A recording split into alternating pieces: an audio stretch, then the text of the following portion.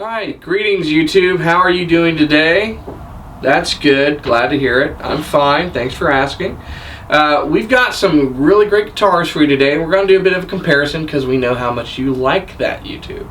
And the comparison today is between two big hitters in the acoustic guitar world, and that's Taylor and Martin, which are the top-selling acoustic guitars in the world, and the quintessential American makes at this point in time, with Gibson admittedly kind of coming up in the rear, sales-wise at least.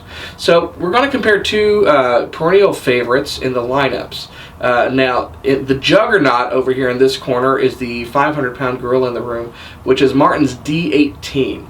It's been in production for decades. It is the quintessential mahogany guitar from Martin, and a few years back they redesigned it, and it's quickly become one of my favorites in the lineup. I love this guitar. I grab this guitar often. I will at some point own this guitar for sure. So there you go. We're going to be talking a little bit more about the specifics on this guitar in a little bit.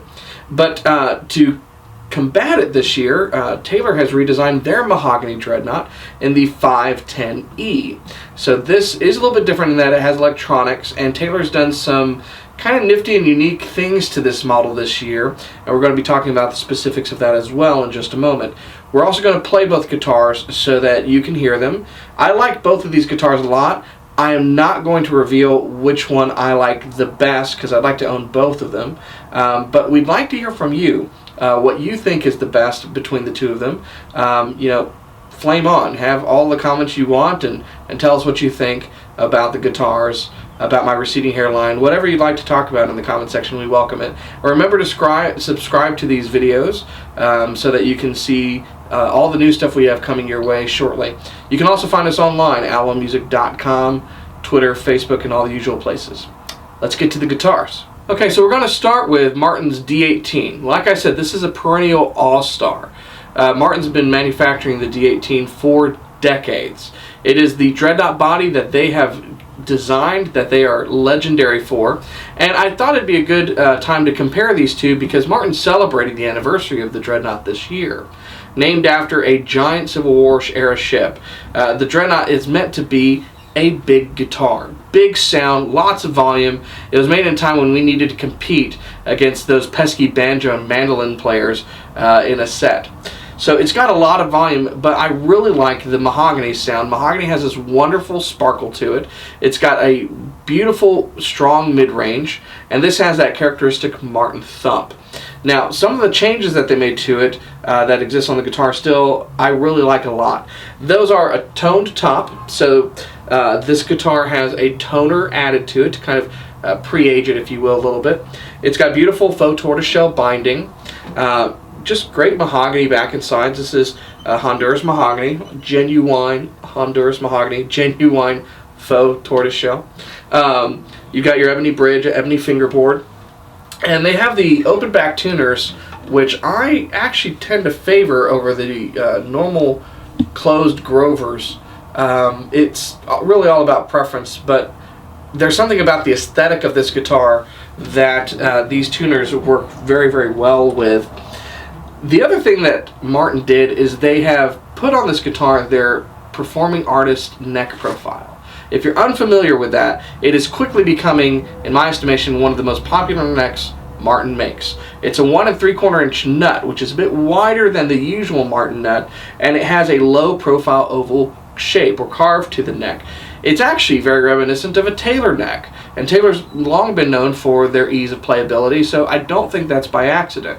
Martin's been putting this on a lot of guitars, their entire Performing Artist series, and new models like this redesigned D-18, as well as the rest of like the 00018, share this neck along with many others. So if you haven't had a chance to put your hands on one, I would suggest you come into the store and try one out because it's a very comfortable neck, great action, great playability.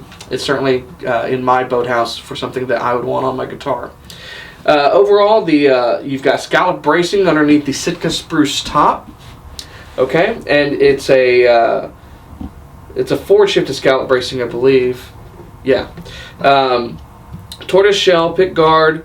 Very kind of simplistic appointments. This is a classy looking guitar. There's not a whole lot of bling, not a lot of abalone to scream at you. It's just simply a very, very well made, American made acoustic guitar from none other than Martin Guitars. So let's play this, and then we're going to take a look at the Taylor, and I want to hear from you guys of what you think is the better or the winner in this particular comparison.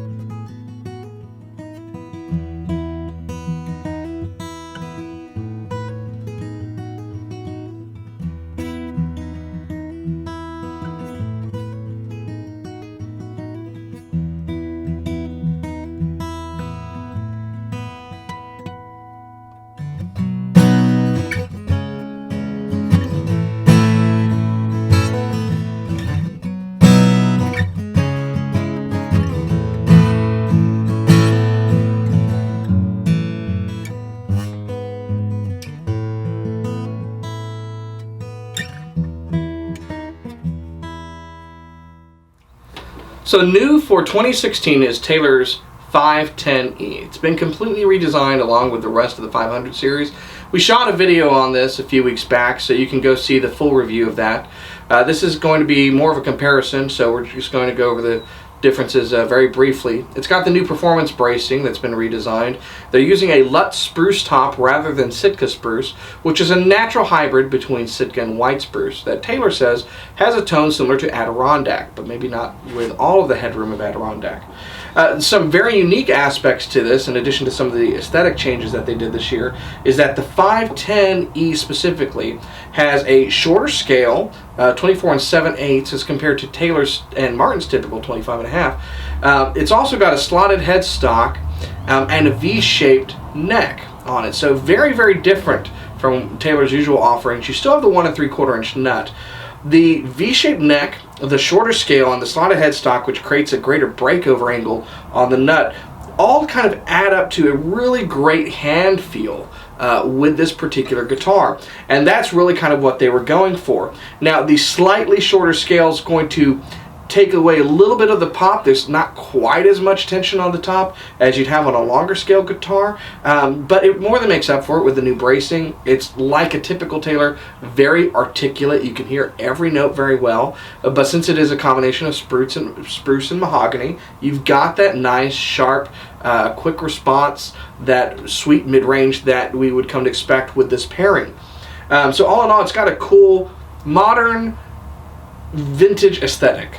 So it's not simply harkening back to yesteryear like the D-18 is. Instead, it's Taylor's modern design with some nods to vintage guitars, like with the slotted headstock and the shorter scale and the V-neck carve. So all in all, I like this guitar a lot, and it's got a pickup in it. So keep that in mind when you're comparing price points, that you do get electronics in this guitar, and really just for a little bit over a 400 series, you can get this. So great guitar. Let's see what it sounds like, and we can compare it to the D-18 in the video and see what you prefer.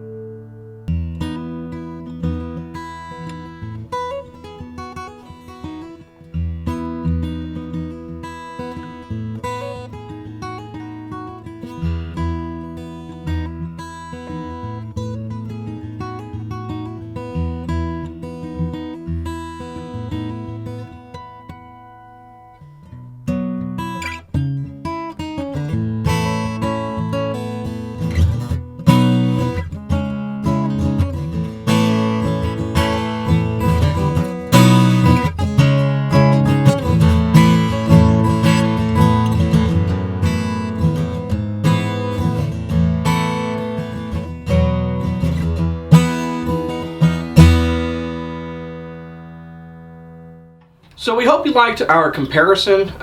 Please comment down below. Tell us what you think. Come to the store and try these guitars out, and I'm sure you'll find one that you love and you want to take home. I'm not telling which one I want to take home. I'll leave that up to you guys to try and figure out. Until next time, I'm Chris. Have a good one.